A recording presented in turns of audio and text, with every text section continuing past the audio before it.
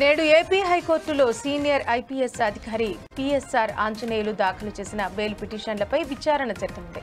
YCP ప్రభుత్వ హయాంలో సినీ నటి జిత్వానీ వేధింపుల కేసులో ఇబ్రహీంపట్నం పోలీసులు దాఖలు చేసిన కేసులో బెయిల్ కోరుతూ పీఎస్ఆర్ ఆంజనేయులు పిటిషన్ దాఖలు చేశారు.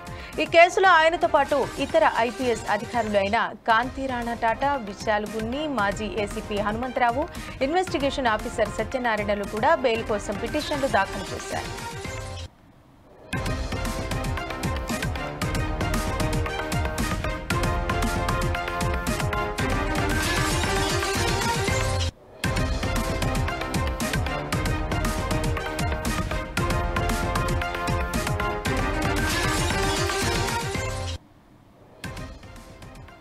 నేడు ఏపీ హైకోర్టులో సీనియర్ ఐపీఎస్ అధికారి పీఎస్ఆర్ ఆంజనేయులు దాఖలు చేసిన బెయిల్ పిటిషన్లపై విచారణ జరగనుంది.